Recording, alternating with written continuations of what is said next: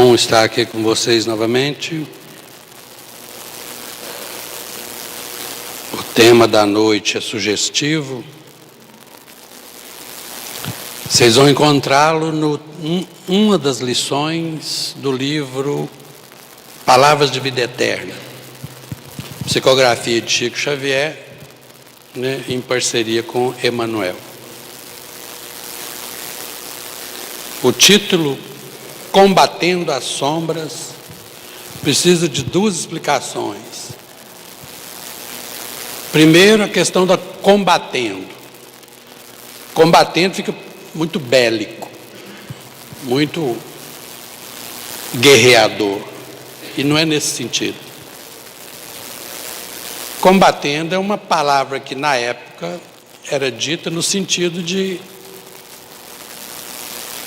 o bom combate, batalhar ou lutar o bom combate, é aquela maneira da pessoa trabalhar no seu autoaprimoramento. É isso que significa combatendo. Não é exercer pressão contra, não é combater, não é pegar armas e partir para cima. Não teria sentido nenhum você pegar um armamento e partir para cima dos seus problemas, porque aí eles crescem. Quanto mais você luta com eles, mais eles crescem, mais eles ganham força.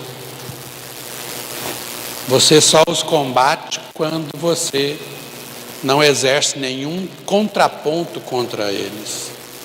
Você apenas os observa. Você apenas presta atenção.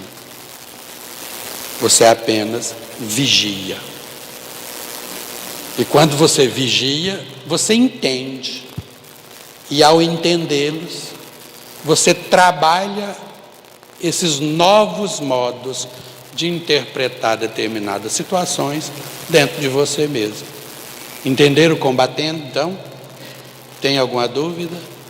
Não. E a sombra é outro conceito também complicado. Porque quando fala sombra, e principalmente tem muita gente que ainda fala, tem casa mal assombrada. Olha só. Tudo que fala de sombra fica parecendo que é alguma coisa meio trevoso, meio obscuro. E não é nesse sentido também não. Combatendo a sombra, sombra aqui, o conceito, é muito próximo do conceito da psicologia, de Carl Gustav Jung, que trabalhou isso, muito. É exatamente as nossas incompreensões introjetadas, deixadas para escanteio, colocadas debaixo de tapete, recalques, e que às vezes, por não compreendê-las, elas ficam obscuras, elas ficam ensombradas. Falta claridade, falta esclarecimento, falta compreensão daquilo ali. Então, são os dois aspectos. Combater as sombras é exatamente trabalhar o lado em nós que ainda falta esclarecimento. Todos os dias, às vezes, nós conseguimos trabalhar sombras e criar sombras. Se a gente não prestar atenção, a gente cria sombras a todo instante. Às vezes, num relacionamento, você cria sombras.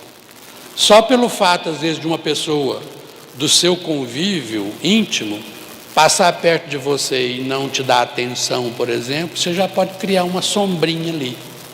Você já pode olhar para a pessoa e falar, nossa, mas está fazendo pouco caso da gente assim.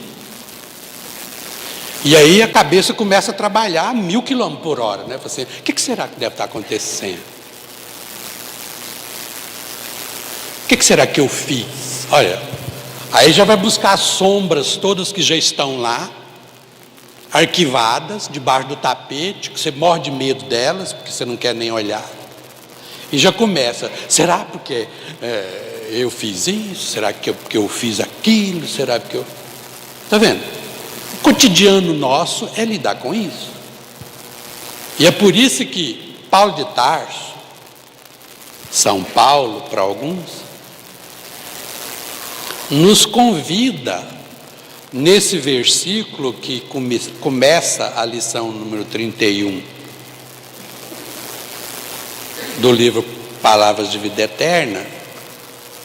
Esse versículo é significativo, porque ele fala assim, ó, no Romanos 12, versículo 2: e não vos conformeis com esse mundo, mas transformai-vos. Ou seja, esse mundo que está cheio de complicações ainda para você, que você ainda não consegue compreender completamente, você não pode ficar conformado nesse mundo, não. Você tem que se transformar. Você tem que transformar o mundo externo e o mundo interno. Porque se você se conformar com isso, você vai sofrer os dramas dessa conformação, que é permanecer na obscuridade, permanecer nas sombras, permanecer na incapacidade de trabalhar, de combater as suas sombras. Então, tem que, o mais rápido possível, serenamente, começar a ver a sua urgência em trabalhar cada detalhe da sua vida, cada significado da sua vida, colocar nos devidos lugares os seus significados. Então, o apóstolo nos adverte sobre os enganos que o mundo nos propõe a todo instante. E às vezes a gente abraça esses enganos por ignorância mesmo. A nossa ignorância, junta com os enganos que o mundo tem e nos oferece, a gente os abraça achando que aquilo é a realidade. E aí, o que vai acontecer é a gente criar um punhado de sombras para a nossa vida. E, obviamente, os medos. Se você pega, por exemplo, certas incompreensões, principalmente na nossa infância até a juventude, menino, mas eu vou te contar uma coisa: o que a gente adquire de enganos, de coisas completamente sem sentido, e que a gente armazena aquilo e carrega aquilo por um bom tempo na vida, simplesmente porque a gente não é capaz de elaborar isso. Certa vez eu lembro de ter conversado com uma senhora, 58 anos de idade, e ela me dizia o seguinte: Zé Amaral, eu estou tão triste, nada na minha vida dá certo. A minha vida foi uma série de enganos, uma série de tentativas que nunca deram certo na minha vida. Casamento não deu certo, a relação com os filhos é capenga. E eu conversando com ela, sem pretensão nenhuma, e à medida que a gente ia conversando, ela ia aprofundando. E aí eu falava: sua vida deve ter sido muito difícil. Eu falei assim: não, nossa, a minha vida tem certas coisas que me martelam a vida inteira. Eu me lembro quando eu era pequena, por exemplo, que eu estava chegando da escola, eu sempre fui uma aluna excelente. Minhas notas eram as primeiras da sala, as notas eram as máximas. E eu estava chegando da escola, e a minha irmãzinha mais nova chegando junto comigo. Meu pai estava saindo na varanda da casa onde a gente morava, e aí, de repente, nós começamos a correr para abraçá-lo. Mas a minha irmãzinha era mais esperta, correu na frente, pulou no colo do meu pai, o meu pai a abraçou. E no abraço que ele deu a ela, ele virou as costas, saiu, e eu alegremente falei assim: pai, eu preciso mostrar para o senhor o meu boletim. E o meu pai virou para mim, com a minha irmã no colo, abraçada, e falou: Não precisa de ver, porque eu sei que você é burra mesmo. Então não há nem necessidade de eu olhar esse boletim seu. E virou as costas e entrou dentro de casa. E desde esse dia ela não conseguia abandonar essa carga, essa sombra cultivada, sabe? Fez um pedestal, fez um altar para isso. Esse atestado de baixa autoestima, até o dia em que nós estávamos conversando, que eu chamei a atenção dela e falei: escuta, mas o seu pai já tinha visto o seu boletim? Tinha, várias vezes. Ele sabia que eu era uma excelente aluna. Ele sabia que eu só tirava 10, só tirava notas altas. E eu virei para ela e falei assim: e você não percebeu, ao longo desses 50 anos, que o seu pai estava sendo irônico com você? Ela falou assim: será? Eu nunca tinha percebido por esse lado. Se o seu pai sabia que você só tirava notas altas, ele foi irônico com você, porque ele já sabia que o seu boletim era de notas boas. Então ele brincou com você, dizendo: você nem precisa de olhar, porque você é burra mesmo, a gente nem precisa de olhar seu boletim. 50 anos carregando uma sombra, e essa sombra interferindo na vida da pessoa.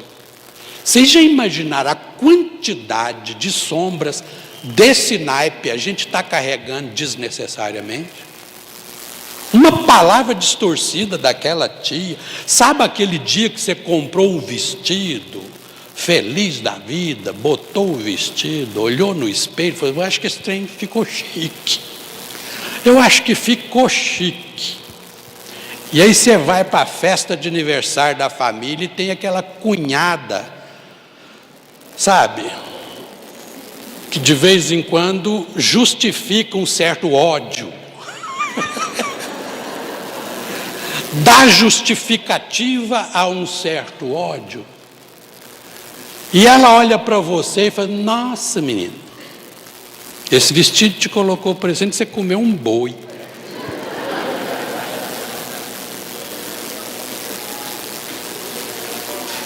Sombra. Você pega isso, transforma numa sombra, joga lá para debaixo do tapete, bota um peso em cima, vai para casa, tira o vestido, não vende, não dá, não empresta, põe no guarda-roupa e vai ficar olhando aquela porcaria durante 25 anos. E toda vez que olhar para buscar uma blusa, essa não, essa não, essa não, essa não, essa não, na hora que chega no vestido, fala: que é desgraçada, não tinha o direito de falar aquilo. Aquela desgraçada não tinha o direito de falar aquilo. Sombras. Sombras que você está carregando desnecessariamente. É por isso que é bom você ver briga de marido e mulher. Não, você já viu briga de marido? Vocês não precisam de falar que não gostam de ver, não, que gostam. Se não gostasse, não assistia reality show. Se escutar um vizinho brigando, na mesma hora você já vai procurar um buraco na janela, um trem qualquer para ver. Isso é condição de planeta de expiação e provas, é nossa condição ainda. E toda briga de marido e mulher, vocês já viram a quantidade de defunto desenterrado, sombras enterradas, colocadas debaixo de 7 chaves, que na hora que você tem a oportunidade, você fala: você lembra? Há 14 anos, 7 meses, 10 dias e 4 horas. você me disse isso. Aquilo está guardado aqui, ó. E você desenterra de fundo. Sombras mal trabalhadas.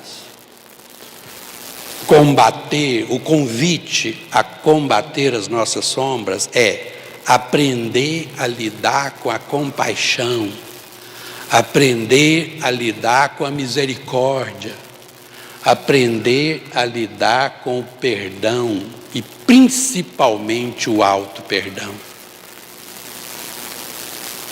Porque enquanto você não se perdoar, você não consegue elaborar as suas sombras. Você vai ficar cultivando a sua sombra. Tem gente que cultiva. Tem gente que é o chamado problema de estimação que eu já falei para vocês. Tem gente que tem problema de estimação.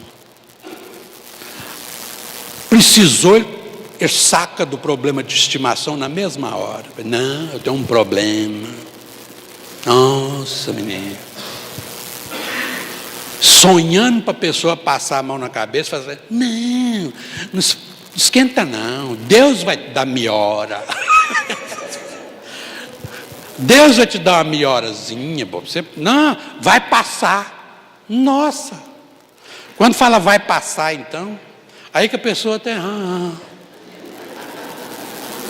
faz cara de coitado e fala, você acha? Eu já perdi as esperanças. Sombras latejando o seu íntimo, pedindo para ser elaborado, pedindo para ser trabalhado, pedindo para você se livrar disso. Às vezes você vai desencarnar, e na hora que você acabar de desencarnar, você vai olhar para trás e vai, nossa, olha a chance que eu perdi de resolver esse problema. Agora eu vou ter que ficar com essa mala até uma nova oportunidade para descarregar essa mala. E o pior, essas sombras que você vai escondendo, vai tapando, elas vão enrijecendo e elas supitam e constroem a sua personalidade, a sua persona.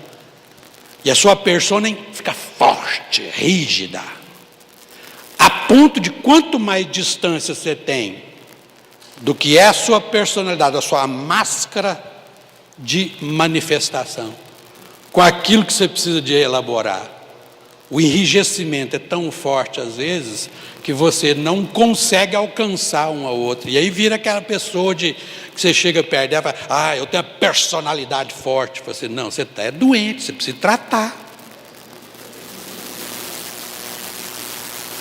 Vai procurar um psicoterapeuta e tem que ser dos bons, daqueles que entra com taiadeira, martelo,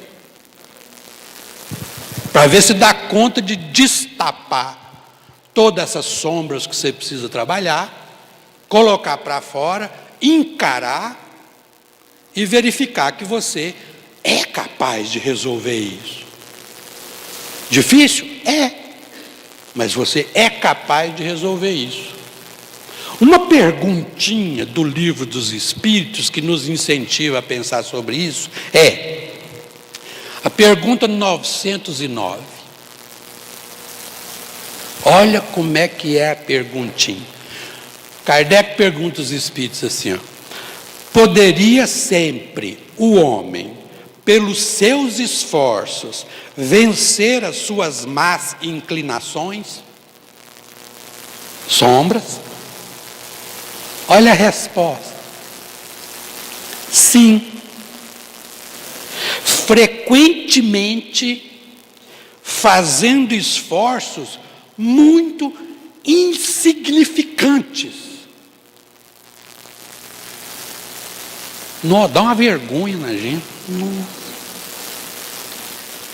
Nessa pergunta aqui eu aprendi uma coisa na minha vida que valeu a minha história quase. Toda a minha encarnação eu acho que valeu nisso. Há uns 25 anos atrás, eu já contei essa história para vocês, quem participou de Semana Espírita aqui já viu. eu descobri que não gostava da minha mãe. Minha mãe era uma velhinha ajeitada, mas é aquela velhinha custosa, sabe aquela velhinha custosa, velhinha lá, aquelas velhinhas que exigia de você, sabe? Aquelas velhinhas que cobra. Ela se enquadraria tranquilamente nas definições de Freud. Se você tem um problema, eu não preciso nem saber qual é o problema, a culpa é da mãe. Freud falava mais ou menos desse jeito. A culpa é da mãe. A minha mãe era daquelas que virava para a gente e falava assim: você mamou aqui até os 2 anos de idade. E agora cresce, nem visitar a gente não visita. E cobra, e cobra, e cobra. Sabe aquela cobrança? 8 filhos, 7 filhos. E a cobrança é tão desagradável que todo mundo vai começando a perceber essa coisa desagradável e ninguém dá carinho forçado. Ou você conquista, ou não adianta você cobrar, porque você não vai ter. Porque o efeito sai ao contrário. Quanto mais ela cobrava, mais os filhos todos começavam. Hoje eu fui lá. Ontem eu fui lá. Eu visitei, agora, hoje eu sei, vai lá. Aí ele ligava para outro e falava: não, o Zé foi ontem, você vai hoje, você se vira.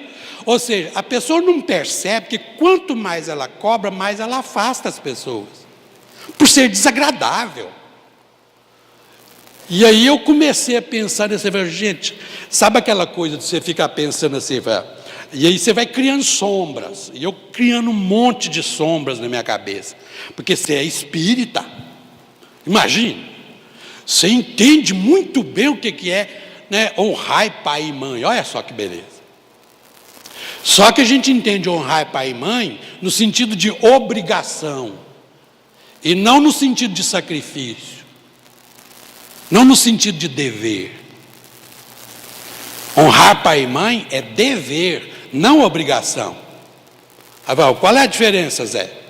A diferença é honrar pai e mãe no sentido de obrigação, você faz porque é obrigado a fazer. Então, não há participação sua. Você fazer por sacrifício, aí é outra coisa. Aí não há sofrimento, porque para ser sacrifício não pode haver sofrimento. Porque só existe sacrifício se ele for um ofício sagrado. Aqui, ó. E se é sagrado, então ele é de bom coração. Só existe sacrifício se não houver sofrimento. Fica complicado a pessoa entender isso, porque toda vez que a gente fala de sacrifício, a gente associa sacrifício com sofrimento. E não é. É o contrário. Se você faz uma coisa por sacrifício, então isso é o que você mais quer fazer. Aliás, é a única coisa que você deseja fazer.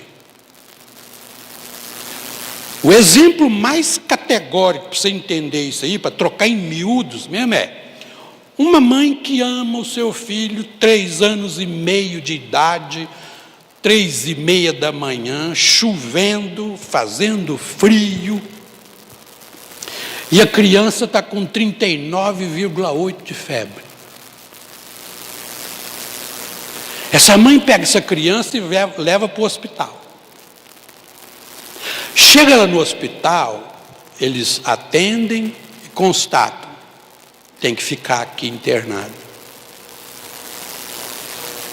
Olha o desconforto, 3:30 da manhã, fazendo frio, ser obrigado a pegar aquela criança, levar para o hospital. Chega lá no hospital, o médico fala: nós vamos interná-lo.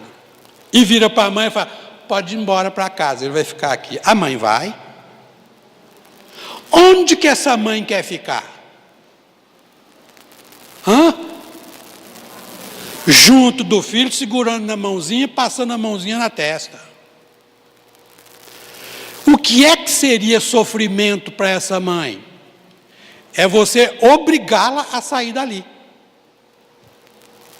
Então, aqui, ó, o ato de ficar ali, ó, para qualquer pessoa que passa na porta do quarto e vê aquela mãe afagando a criança, pensa, oh, que sofrimento.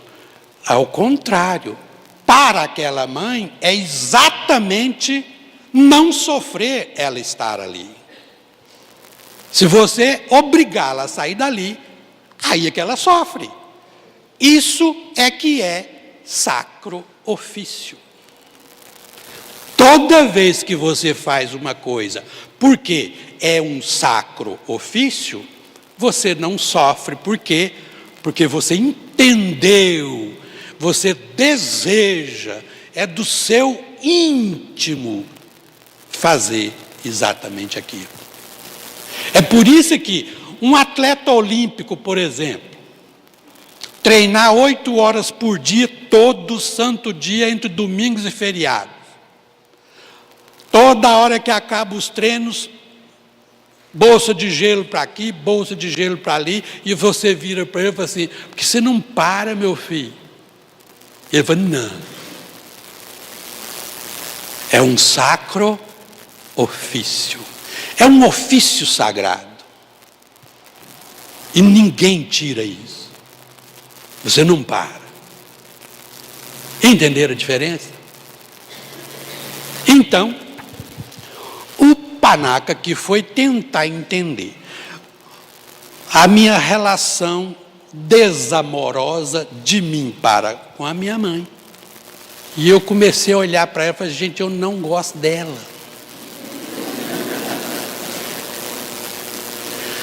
Havia certos momentos que eu tinha até vontade de torcer o pescoço dela. Eu negava, sabe aquela coisa de negar. Olha a sombra aí. A sombra você joga lá debaixo do tapete e tapa, fecha. Põe cimento em cima. Porque você nega. Nega por culpa. Nega por uma imposição da própria consciência que fala, gente, isso não pode ser feito. E eu olhava para ela e falava assim, gente, mas eu preciso de entender isso. Eu não posso simplesmente colocar isso lá debaixo do tapete e deixar para lá. Eu tenho que buscar isso de qualquer maneira e entender. E eu ficava naquele movimento pendular.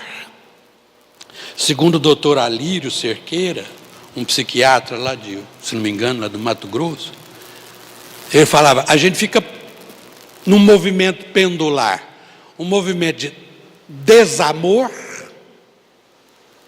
vai lá para o pseudo-amor. Pseudo-amor é quando você pensa assim, nossa, eu sou espírita, amai os pais, honrai vosso pai e vossa mãe, e eu, nossa, eu não posso de jeito nenhum, não. Aí vem a culpa, aí você vai lá para o pseudo-amor. Mas o pseudo-amor não é verdadeiro, porque ele é pseudo. Então ele não aguenta muito tempo.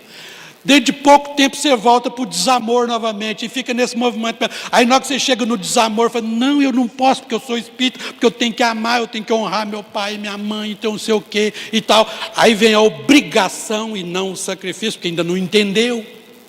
E aí ficava aquele movimento pendular e era extremamente desgastante. Até o dia que eu comecei a entender, falei assim, eu não posso negar esse desamor. Essa origem pode ter sido lá nas vidas passadas, pode ter sido nessa própria existência, pode exatamente ter sido da minha parte, e ela não tem nada a ver com isso. Então eu tenho que começar a entender. E eu assumi a responsabilidade, olha aqui, ó, sem rebelião, sem gritaria, sem azedume, sem discussão, entender o que estava acontecendo comigo. Aí eu ia para casa, onde é que ela estava, ou quando ela ia lá para casa, eu ficava olhando para ela e tentando entendê-la. Aí quando ela vinha para o meu lado para me cobrar aquelas coisas que me cobrava e eu achava ruim, aquilo que me incomodava demais da conta, é porque você não me visita, porque você não sei o quê, porque você não me abraça, você não dá, né? Aquela coisa, vocês não dão valor em mim, vocês não me amam, vocês não me respeitam, vocês não dão valor. E eu olhava para ela e falava, meu Deus do céu. E aí eu aprendi uma tática. Na hora que ela vinha cobrando, aí eu subi o olhar e olhava por cima da cabecinha dela assim, ó. E ficava com aquele olhar psicótico, sabe aquele olhar que atravessa as pessoas? E às vezes ficava lá no fundo, lá com uma mensagem, uma paisagem, um quadro, uma árvore. E eu ficava na árvore. Ai, Deus, me ajuda, eu tenho que entender isso, eu preciso de entender isso. Onde é que está a causa disso? Por que que eu sinto isso e tal? E aí, aos poucos, isso foi serenando. Uns 6 meses depois, eu já estava não mais necessitado de desviar o olhar dela por cima. Mas eu comecei a olhar para ela diretamente e ver aquela mulher franzina, pequena, frágil, vindo para o meu lado e cobrando de mim. E eu comecei a exercitar, pela primeira vez, uma escuta que eu pensei, foi só na base da misericórdia, só na base da compaixão que eu vou ter que entender isso. Então eu abri o ouvido na misericórdia. O que é misericórdia? É olhar as misérias do outro com o olhar do coração. Miseris cordis. Olhar a miséria do outro com o olhar do coração. Então eu comecei a olhar e comecei a ver não mais a minha mãe, mas uma mulher franzina, pequena, carente, necessitada, vindo para o meu lado. E eu comecei a ver quase que uma menininha, sabe, que precisava de colo.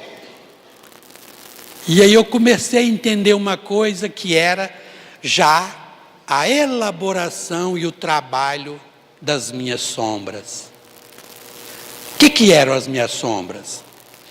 Aquilo que ela exigia de mim era o que eu exigia dela. Então o que ela estava fazendo? Mostrando a mim apenas o que eu era. Por isso eu achava ruim. Ela que tem que me dar. E não eu dar a ela. E ao vê-la como uma criança que precisava, eu me vi. E eu pensei, gente,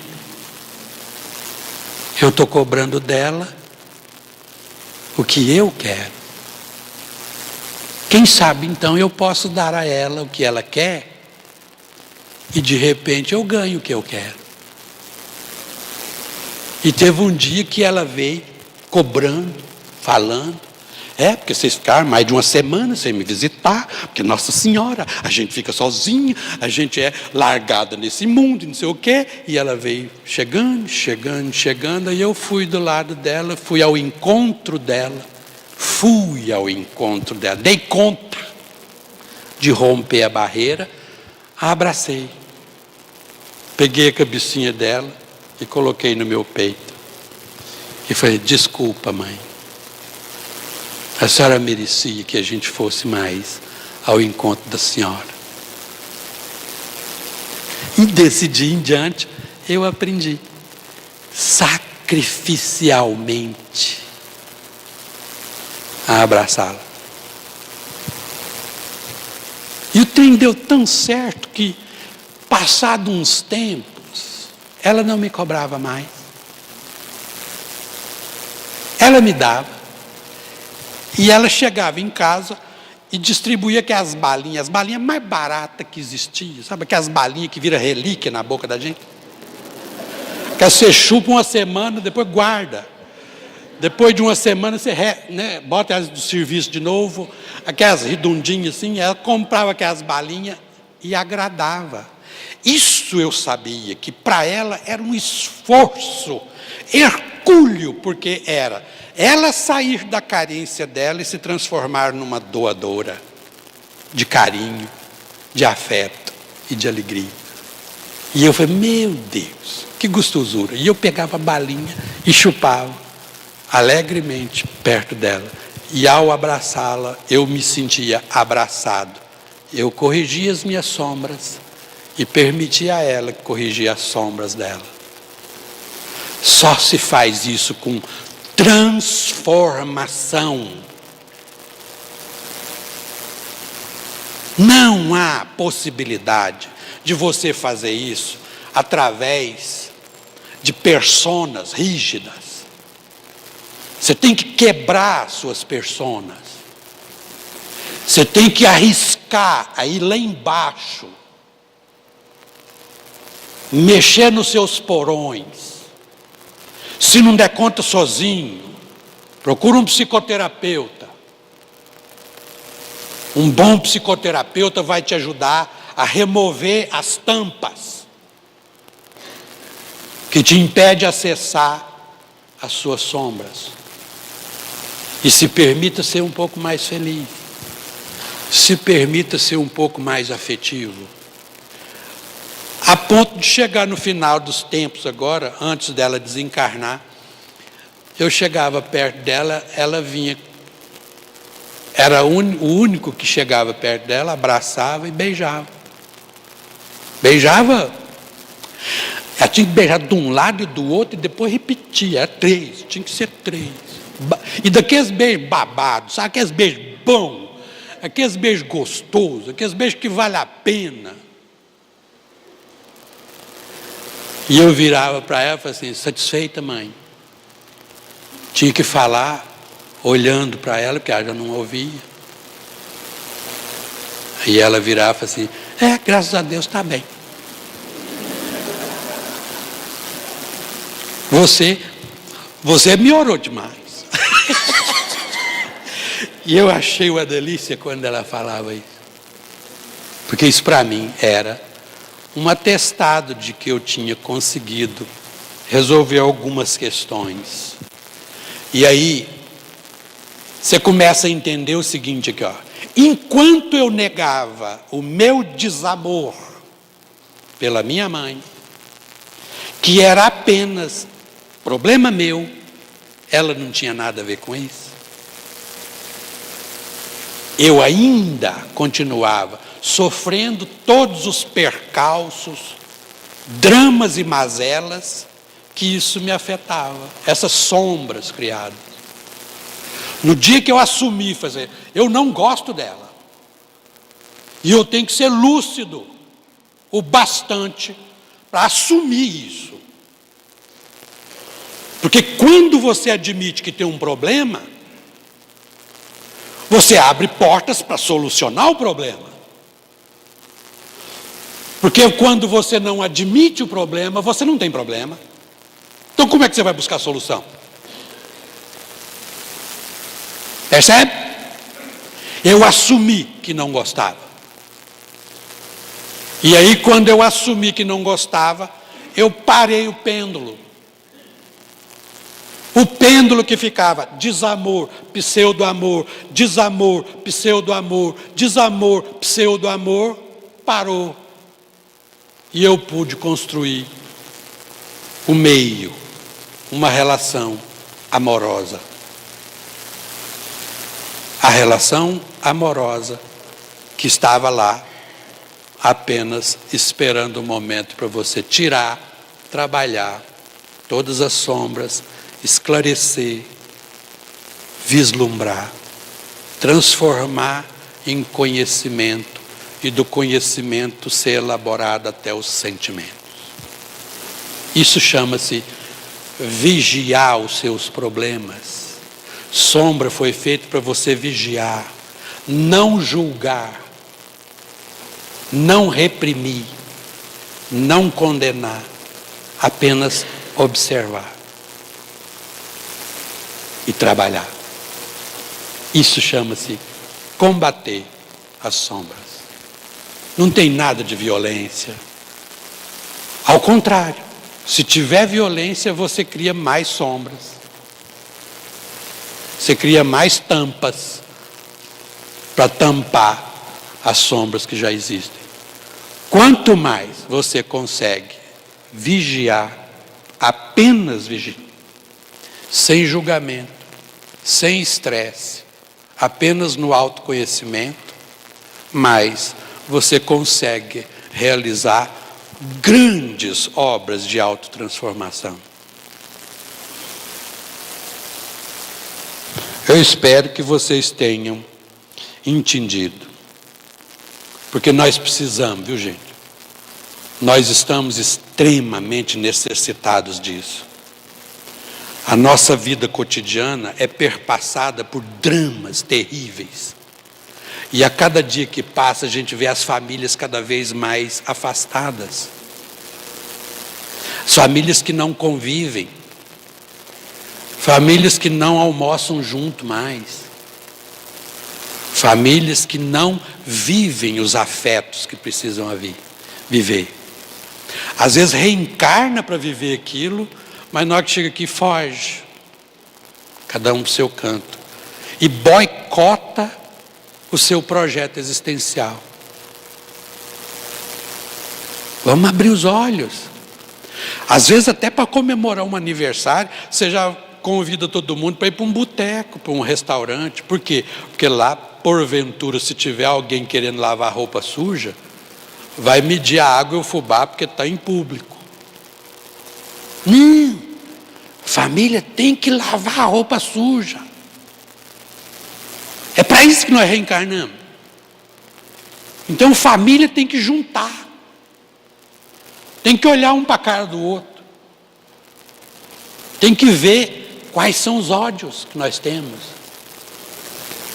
E trabalhar lucidamente, conscientemente, as suas sombras. O que é que eu tenho contra esse? Contra aquele? E a vida da gente vai ficando mais fácil de ser vivida. Agora, a família agora está vivendo uma espécie de lua de mel, porque agora nós descobrimos como é que faz. Toda vez agora nós temos o dia dos irmãos. Junta todo mundo e vai filar o café de um. Domingo passado agora nós estávamos na casa de um amigo, de um nosso irmão lá. Tem uma irmã que está sentada ali. A gente agora liga e fala, onde que a gente vai filar o café agora? E vai juntando todo mundo, né? Junta todos os irmãos e vai para lá. Juntar, agregar, ser afetuosos, dar oportunidade para as sombras aparecerem e trabalhar as sombras, se porventura. Eu acho que nós já ultrapassamos essa fase da sombra, agora nós estamos na fase da anedota gostosa. Sabe, aquela anedota saudável que você desopila o fígado? Tipo, domingo passado, o irmão estava falando uma anedota que ele tinha ouvido. Um caboclo recebeu um telefonema da esposa. Bem, sabe o padre que fez o nosso casamento? Sei. Morreu. Aí ele responde, aqui se faz, aqui se paga. Vocês gostaram? A nossa família agora, o dia dos irmãos é sagrado. Eu espero que isso pegue, essa moda pegue. Dia dos irmãos, dia da família, dia dos pais, dia dos primos. Meus filhos estão incentivados a fazer o dia dos primos. Esse dia conseguiram reunir todos os primos, inclusive os que moram em Goiânia, os que moram em Curitiba, juntaram tudo e fizeram o dia dos primos. Todos os primos reunidos. Nós precisamos reatar isso. São valores que na pressa de fazer uma revolução, nós jogamos valores que não podiam ser jogados fora na lata do lixo. Temos que recuperar isso, e é isso que faz família ser muito bem significativa para nós. E eu deixo para vocês um ditado que eu gosto sempre de publicar, uma série, que eu digo que é como dizia meu pai que era filósofo de roça. Essa semana eu publiquei um que saiu lá na reunião dos irmãos, eu publiquei um que é exatamente isso, e que depois vocês vão para casa, que é um bom sinal para a gente começar a trabalhar as nossas sombras. Como dizia meu pai, que era um velho filósofo de roça, é quando a gente se irmana, é quando a gente se ajunta, que a gente faz a onça ir dormir com fome. Quando estamos juntos, somos fortes. Quando nos amamos, somos invencíveis. Boa noite para vocês.